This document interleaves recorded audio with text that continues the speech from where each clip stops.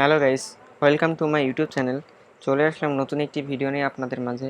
So আজকে ভিডিওতে আলোচনা করবো হচ্ছে নতুন একটি টপিকস নিয়ে। সো প্রথমত যে কাজটি করব আমি এখান থেকে হচ্ছে আমার যে মাইক্রোসফট ওয়ার্ডটি আছে এটাকে আমি আগে ওপেন করে নেব। ওকে, দেখুন আপনি কিছু সময় দিবেন, যেহেতু আপনার যে টেমপ্লেটগুলো আছে এইগুলো কিন্তু লোড নিতে কিছুটা আপনার সময় নেবে। সো এখান থেকে আমি একটি টেমপ্লেট বেছে নেব। তো যেখান থেকে আপনারা সাধারণত মেনু বারে যে কাজগুলো করে থাকেন, দেখুন এখানে যে ক্লেসিং, অনেকগুলো মেনু ও রেসিপি, বিজনেস লেটার, অনেকগুলো ট্যাব আছে যেগুলো কাজ কিন্তু আপনারা করে থাকেন। সো এখান থেকে আমরা যে কাজটি করব সেটা হচ্ছে এখান থেকে আমি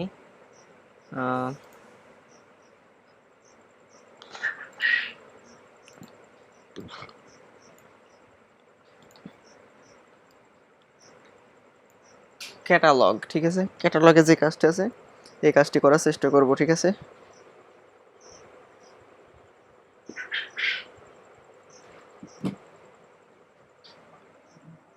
আচ্ছা, ক্যাটালগের কাজটি করতে হলে আপনাকে প্রথমত যে কাজগুলো করতে হবে, সাধারণত আমরা জানি যে ক্যাটালগের কাজ করতে হলে মেইন কয়েকটি জিনিস লাগে, যেগুলো সাধারণত আমরা এখান থেকে কিন্তু পেতে পারি। ধরুন এখান থেকে আমার যেই ক্রিয়েট নাম অপশনটা আছে, ক্রিয়েট নাম অপশনে জাস্ট আমি একটি ক্লিক দিব। ক্লিক দেওয়ার পরে এখান থেকে এটাকে আমি ওপেন করে নেব, ঠিক আছে। তো এখান থেকে সিম্পলভাবে জাস্ট এটাকে ওপেন করে নিচ্ছি। এখান থেকে জাস্ট কেটে দেব, কেটে দেওয়ার পরে এখান থেকে আমি এটাকে ওপেন করে নিব, ঠিক আছে।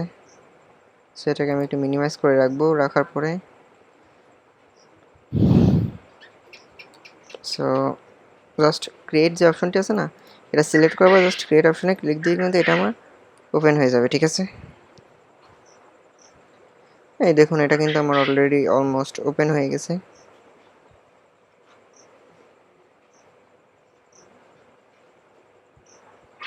ওকে, এটা ওপেন হওয়ার জন্য আরেকটু কিছু সময় দেবেন, যাতে পুরো পেজটা পুরোপুরি লোড নেয়, না হলে কিন্তু আপনার কাজ করতে কিন্তু অসুবিধা হয়ে যেতে পারে, ঠিক আছে। সো এখানে দেখুন এখানে কয়েকটি ক্যাটাগরি এখানে দিয়েছে। এখানে মোট একটি হেডিং একটা দুইটা, মোট দুইটা হেডিং কিন্তু এখানে দেওয়া আছে। সো প্রথম যে কাজটা আপনাকে করতে হবে, দেখুন আগে লেখাগুলোর সাথে পরিচয় করা দেবো, তারপরে টুলস বারের সঙ্গে, ঠিক আছে। এখান থেকে দেখুন এখানে যে মেইন সাবটাইটেলটি আছে,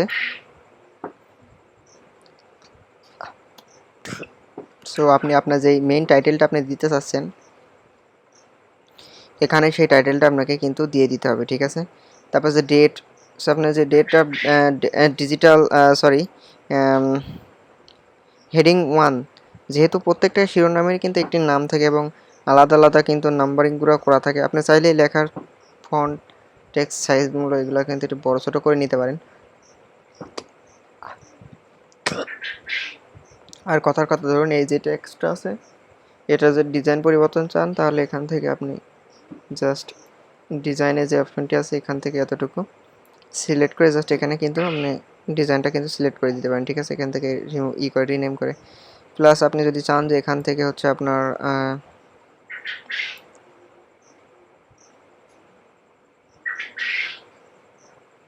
এখান থেকে যদি চান আপনি যে টাইটেল যে লেখাগুলোর ফন্ট সাইজটা সেখান থেকে ছোট বড় করবেন, প্লাস করবেন, সেটাও কিন্তু এখান থেকে করতে আছেন। মানে হচ্ছে আপনি এখানে দেখুন A B C, A B C, তারপরে এখানে A B B B B B C C D D এভাবে আছে। এভাবে কিন্তু আপনি আলাদা আলাদা চাইলেই এগুলোকে কিন্তু নিয়ে নিতে পারছেন, ঠিক আছে, নিয়ে কিন্তু কাজগুলো কিন্তু করতে পারছেন। প্লাস এখানে আরও অপশন আছে এখান থেকে যেগুলোর সাথে কিন্তু আপনি এই কাজগুলো কিন্তু করতে পারছেন, ঠিক আছে। এই যে মেইন কাজগুলো আছে এখান থেকে এইগুলো কিন্তু নিয়ে আপনি এই কাজগুলো কিন্তু করতে পারবেন। প্লাস এখানে to get started right away, just any place holder text such as this and start typing, ওকে।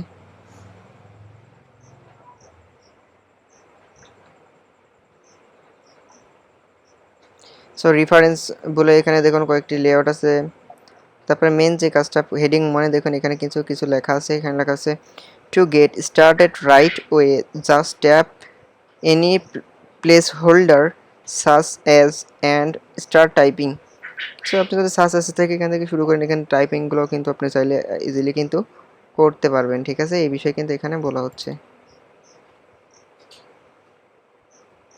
তো লাস্টে যে সেকেন্ড যে হেডিংটা আছে এখানে দেখুন, এখানে যে কাজটি করা হয়েছে,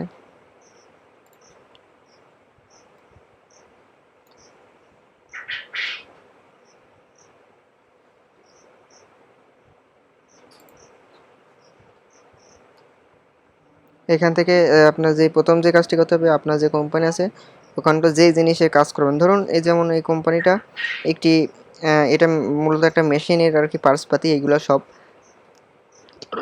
সেই দেখুন নাট, ছোট ছোট যন্ত্রাংশ কিন্তু এখানে কিন্তু অনেকগুলো কিন্তু রয়েছে। এই প্রত্যেকটা কিন্তু একটা জন্য এক একটা কাজ কিন্তু করা হয়েছে, ঠিক আছে? তবে দেখেন এখানে to apply any text formatting you see these documents with just a tap on the home tab of the ribbon check out style, ঠিক আছে? চেক আউট স্টাইল সংক্রান্ত কিন্তু এখানে অনেক কিছুই দেওয়া আছে, তো কিন্তু এই কাজটা কিন্তু ইজিলি আপনারা চাইলেই করতে পারছেন, ঠিক আছে?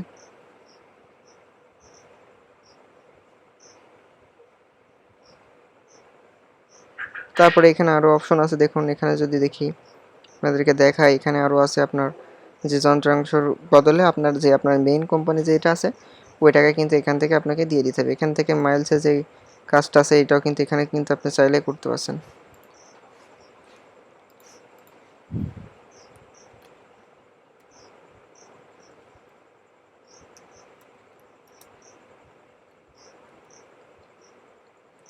জাস্ট আমি একটি নাম নিয়ে নিলাম শিপিং হোল্ডার।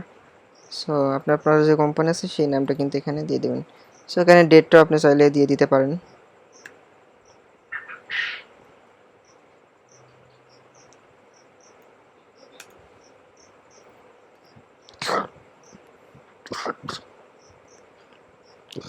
এভাবে কিন্তু ডেটটাও কিন্তু আপনি দিয়ে আপনার যে কাজটা আছে এটা কিন্তু আপনি সম্পূর্ণ করতে পারেন, ঠিক আছে?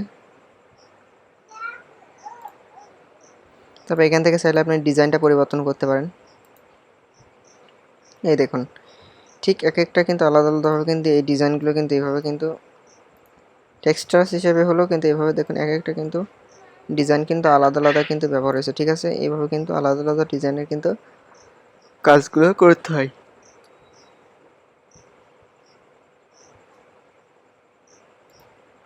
ঠিক এইভাবে কিন্তু আপনি চাইলে আপনার যেই ডিজাইনগুলো আছে এইগুলোকে আপনি একটু মডিফাই করতে পারবেন, যেটা বলেন আর কি। এভাবে জাস্ট সিম্পলভাবে কিন্তু আপনি চাইলে এই লেখাগুলো কিন্তু মডিফাই করে আপনি এই কাজগুলো কিন্তু করে ফেলতেছেন।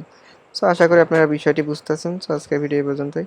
ভিডিওটি সম্পূর্ণ দেখার জন্য আপনাকে অসংখ্য ধন্যবাদ।